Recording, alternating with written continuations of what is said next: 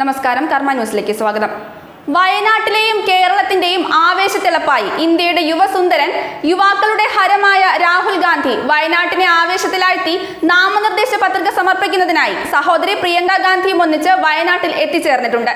നാമനിർദ്ദേശ പത്രിക സമർപ്പിക്കാൻ ഇന്നലെ തന്നെ കോഴിക്കോട് ഗസ്റ്റ് ഹൌസിൽ തങ്ങിയ രാഹുലും പ്രിയങ്കയും ഇന്ന് രാവിലെ 10:40 വയനാട്ടിലേക്ക് തിരിച്ചത്.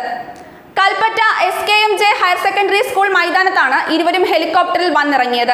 ഉടൻ തന്നെ ഇവർ റോഡ് ഷോയിലേക്ക് പോകും. നേരത്തെ തീരുമാനിച്ച 2 കിലോമീറ്റർ റോഡ് ഷോ മാവോ ഭീഷണിയുള്ളതിനാൽ 200 മീറ്ററിലേക്ക് ചുരുക്കിയിട്ടുണ്ട്. ജനസഹസ്രങ്ങളാണ് വയനാട് കളക്ടറേറ്റിന് മുന്നിലും രാഹുൽ കടന്നു വരുന്ന വഴിയിലും. പാവപ്പെട്ടവരും കർഷകരും ആദിവാസികളും ആബാലവൃദ്ധം ജനങ്ങളും അവരുടെ സാധാരണ വേഷങ്ങളിൽ തന്നെ രാഹുലിന് മംഗളമേകാനും ആശംസ അർപ്പിക്കാനും എത്തിയിരിക്കുന്നു.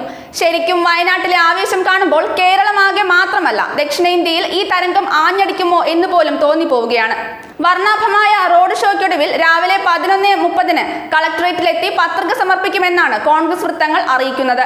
ശേഷം ഉച്ചയ്ക്ക് മണ്ഡലത്തിലെ നേതാക്കളുമായി DCC ഓഫീസിൽ ആശയവിനിമയം നടത്തിയ ശേഷം 1 മണിയോടെ മടങ്ങുമെന്നും വിവരമുണ്ട്. പത്രിക നൽകാൻ രാഹുലിനെ പ്രിയങ്ക ഗാന്ധി അനുഗമിക്കുമെന്നും നേരത്തെ തന്നെ വാർത്തകളുണ്ടായിരുന്നു. മുൻപ് അമേഠിയിൽ രാഹുൽ പത്രിക സമർപ്പിച്ചപ്പോഴെല്ലാം പ്രിയങ്കയും ഒപ്പമുണ്ടായിരുന്നു. ന്യൂസ് ഡെസ്ക്, കർമ്മ ന്യൂസ്.